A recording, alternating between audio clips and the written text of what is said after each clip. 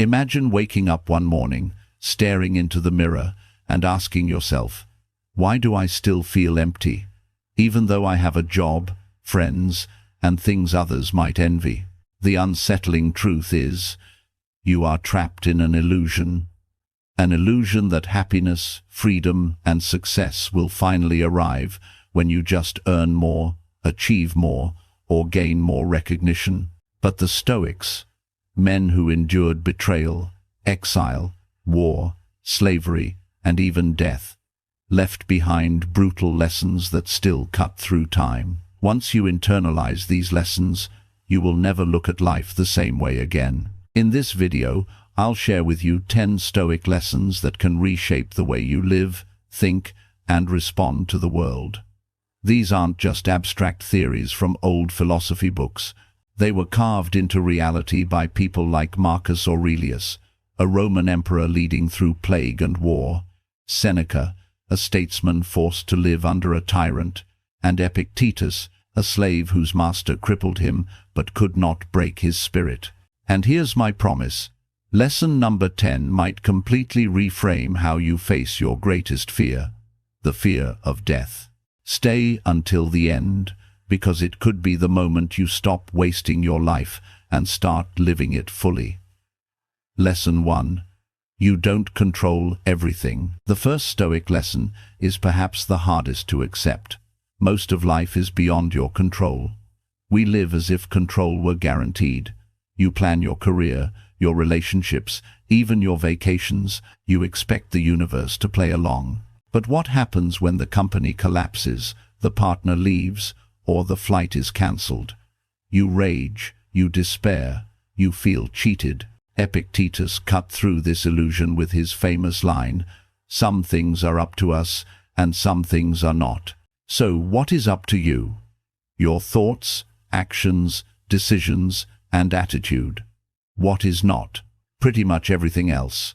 The economy, the weather, the past, other people's opinions, and most of what happens tomorrow. Here's the trap. Most people spend their lives obsessing about the things they cannot bend. We curse the traffic, we scream at strangers on the internet, we beg life to go exactly the way we want, and every time it doesn't, we suffer twice, once from the event itself, and once from our resistance to it. Epictetus didn't just talk. As a slave, he had no say over his body, his time, or even his dignity. Yet, he realized one thing. His mind remained free. No master could force him to think a certain way. No chains could dictate his values. And that's where his freedom lived. Modern parallel? Think about the pandemic. Millions lost jobs, freedoms, routines. Many fell into despair because they clung to what they couldn't control. But some adapted.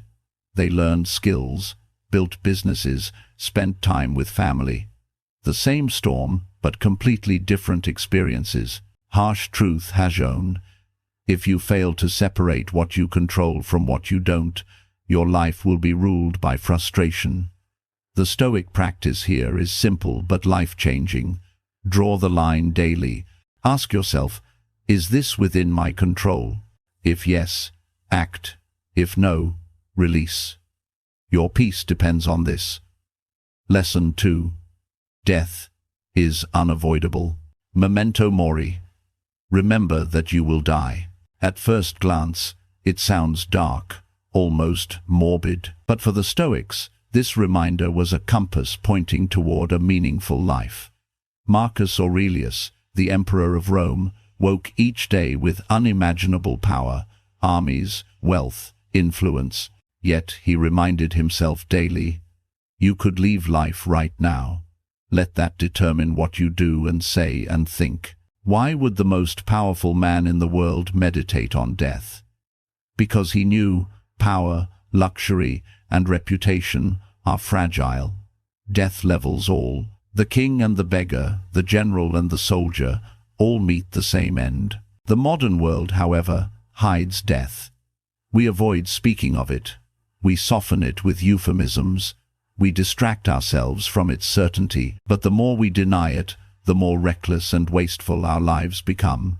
We delay dreams, We ignore relationships. We drown in trivial worries, as if time were infinite. The Stoics insist on the opposite. Stare death in the face. Not to despair, but to sharpen your choices. If today were your last, would you spend it scrolling endlessly, arguing online, chasing approval from strangers? Seneca wrote, "It is not that we have a short time to live, but that we waste a lot of it." Harsh truth #2. Only by accepting death can you learn how to live. When you carry memento mori in your mind, every day becomes urgent, every conversation becomes precious, and every choice, to waste time or to use it, becomes a reflection of whether you're truly awake. Lesson 3. Success is not freedom. We are raised to believe, if I succeed, I will finally be free. Free from worry, free from limitations, free from judgment. But the Stoics dismantled that illusion. Seneca, one of Rome's richest and most influential men, knew this paradox better than anyone. Despite his wealth, he was entangled in politics, constantly under the threat of Nero's wrath. Eventually, he was ordered to commit suicide by the very emperor he served. His wealth couldn't save him. His status couldn't free him. He warned, "No slavery is more disgraceful than one which is self-imposed." Look around today. The CEO chained to 18-hour days. The influencer enslaved to algorithms and followers' expectations. The celebrity imprisoned by fame. They appear powerful, but they live inside cages. Golden cages, but cages nonetheless. True freedom, the Stoics argue, comes only from self-mastery. When you are no longer ruled by cravings, by fear of judgment, by the desperate need for more, then, and only then, are you free. This doesn't mean success is bad. The Stoics weren't against wealth or achievement. They simply warned, don't confuse them with freedom. Wealth is a tool, not liberation. Fame is noise, not peace. Harsh truth #3. If you sacrifice inner freedom for external success, you were never truly free. The Stoic path offers a reversal. Instead of chasing success to feel free, cultivate freedom first. Freedom from desires, from fears, from illusions. Then, whatever success you build rests on solid ground. Lesson 4. Pain is a teacher. Most people spend their lives avoiding pain. We fear discomfort, run from challenges, and try to numb every sting with entertainment, medication, or distraction. But the Stoics saw pain differently. Pain is the most honest teacher you will ever have. Epictetus knew this firsthand. Born into slavery, beaten and mocked, his leg was twisted until it broke, leaving him crippled for life. Yet he declared, "It's not what happens to you, but how you react to it that matters." His broken body became the very ground where his unbreakable spirit was built. The Stoics compared life to a training ground. Just as muscles grow stronger only when torn and repaired, character strengthens only when tested by suffering. Without pain, there is no resilience. Without struggle, there is no growth. Think about your own life. What moments shaped you the most? Was it comfort, luxury, and ease? Or was it heartbreak, failure, betrayal, illness? The hardest moments often leave behind the strongest lessons. Lessons that no classroom or book could ever teach. Modern culture, however, sells the opposite. Quick fixes, pills for every ache, apps to distract us from boredom. Everything promises pleasure without pain. But every time you avoid pain, you also avoid growth. Harsh truth #4. Pain is not the enemy. Pain is the teacher. If you resist it, you learn nothing. If you embrace it, you evolve. The Stoic practice here. When pain comes, instead of asking, "Why me?" ask, "What is this here to teach me?" That single shift turns suffering into strength. Lesson 5. Silence is stronger than words. We live in an age of noise. Everyone is speaking, tweeting, posting, arguing. Silence feels awkward, outdated, even weak. But the Stoics believed, silence can be more powerful than any speech. Marcus Aurelius wrote, "If it is not right, do not do it. If it is not true, do not say it." In other words, let your actions speak. Think about it. When someone insults you, your immediate reaction is to defend yourself. But what if you stayed silent? That silence unsettles the attacker. It shows control, not weakness. It communicates, "Your words do not have power over me." Seneca warned that most words are wasted energy. He said, "We have 2 ears and 1 mouth, so that we may listen more and talk less. By speaking less, you learn more. By being silent, you observe details others miss." Modern example. In business negotiations, silence can close the deal. While one party talks nervously, the other stays calm, measured, silent, and wins leverage. In relationships, silence during conflict can prevent words you can never take back. Harsh truth #5. Silence is not emptiness, it is a statement of control. The one who controls silence controls the moment. The Stoic practice purposeful silence. Before reacting, pause. Before speaking, ask, is it true? Is it necessary? Is it kind? If not, silence is stronger. Lesson 6. Emotions are not facts. This lesson might sting. Your emotions are not reality. When someone cuts you off in traffic, you feel rage. Does that mean the world is out to get you? No. It means a driver made a mistake. When you feel anxious before a presentation, does that mean you're doomed to fail? No. It means your body is bracing for a challenge. Seneca put it sharply, "We suffer more in imagination than in reality." Most of our suffering is self-manufactured. We imagine rejection before it happens. We picture disasters that never come. We turn feelings into facts, and facts into monsters. The Stoics didn't tell you to suppress emotion, they taught you to separate emotion from judgment. Marcus Aurelius reminded himself, "You have power over your mind, not outside events. Realize this, and you will find strength." Modern science backs this. Psychologists call it cognitive reappraisal, the ability to reinterpret what emotions mean. Instead of saying, "I'm terrified of this speech," you say, "I'm energized for this challenge." The situation hasn't changed, only your interpretation has. Harsh truth #6. You cannot stop emotions from arising, but you can always choose how to respond. The Stoic practice.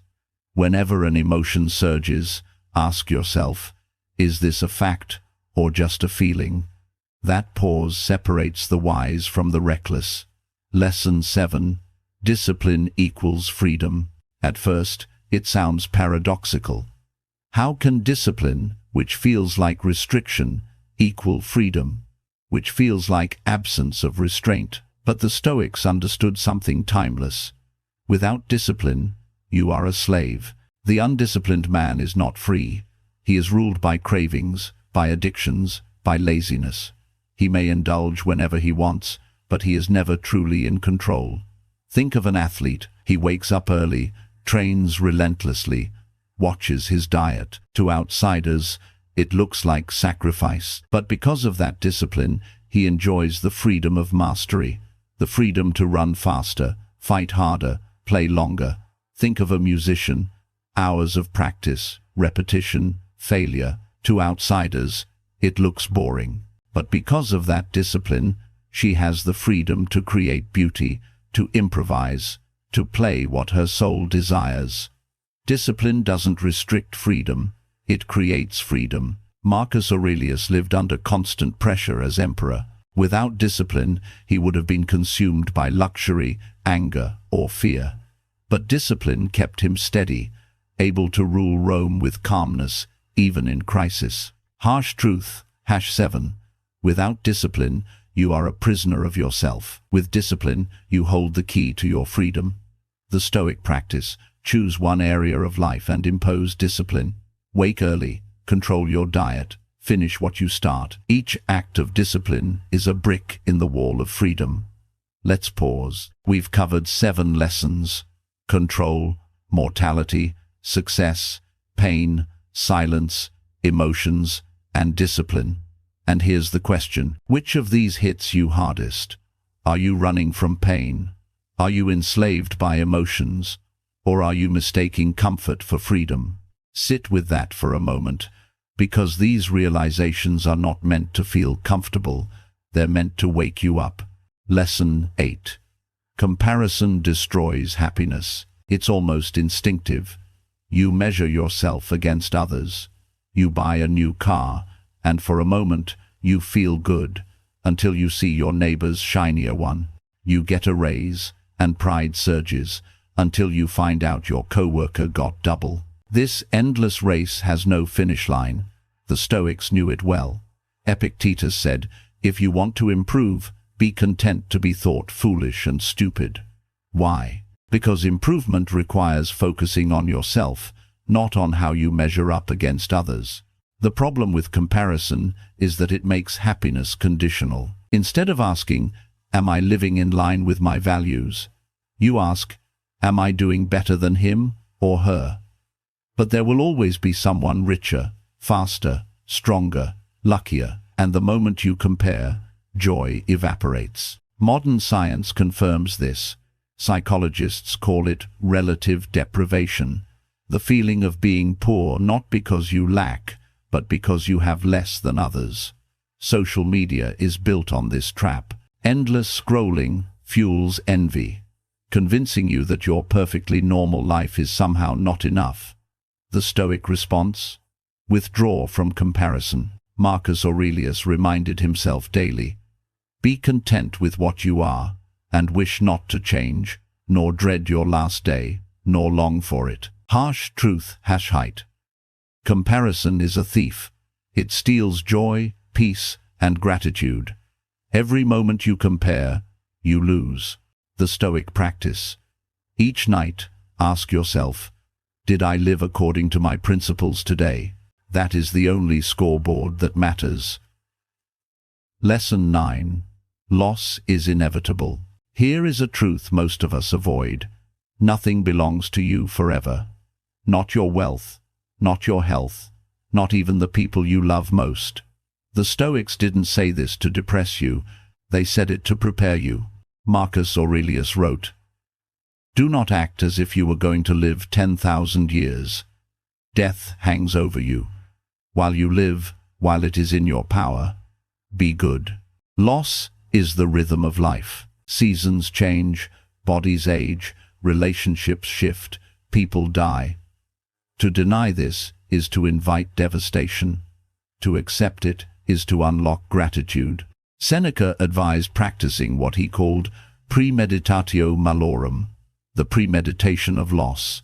Imagine losing your possessions, your health, even your loved ones. Not to despair, but to remind yourself, they are gifts, not guarantees. Modern parallels are everywhere. A sudden layoff wipes out a stable career.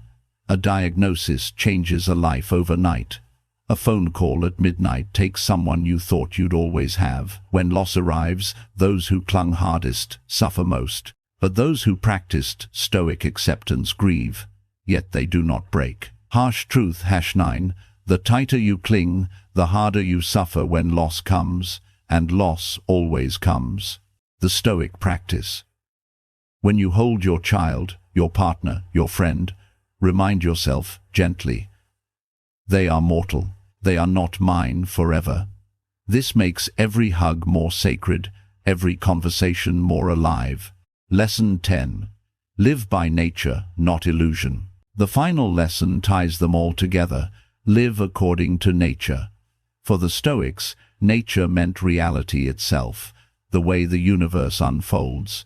Seasons come and go, fortune rises and falls. People are born and people die. You cannot command the universe to bend to your will, but you can align yourself with it. Marcus Aurelius wrote, "Adapt yourself to the life you have been given, and truly love the people with whom destiny has surrounded you." When you fight reality, you suffer twice, once from the event and once from your refusal to accept it.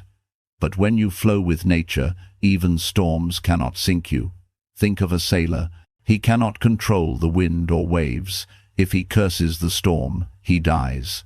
But if he adjusts the sails, he survives. Life is the same. Harsh truth has your Nero. You cannot live by illusion. You must live by truth, and truth is nature, unyielding and eternal. The Stoic practice, each morning, remind yourself, today will not go as planned, people will irritate me, fortune may turn, yet all of this is nature, and I will live in harmony with it. Stop for a moment. Out of these 10 lessons, control, death, success, pain, silence, emotions, discipline, comparison, loss, and nature, which do you resist the most? Are you clinging to comfort, mistaking it for freedom? Are you crushed by comparison, blind to your own progress? Or are you terrified of loss, so much that you never savor what you have? These questions are not meant to be comfortable, they are meant to wake you up. The Stoics never promised an easy life. They promised something better, an unbreakable spirit. Life will still bring storms, fortune will still rise and fall, people will still betray, and death will still come. But with these lessons, you will not crumble. You will endure. You will rise. And when you rise, the world may take everything from you, but it can never take the freedom within you. So, which of these 10 Stoic lessons do you feel you need to apply right now? Share it in the comments. Not just for me, but because your reflection might be exactly what someone else out there needs to hear today.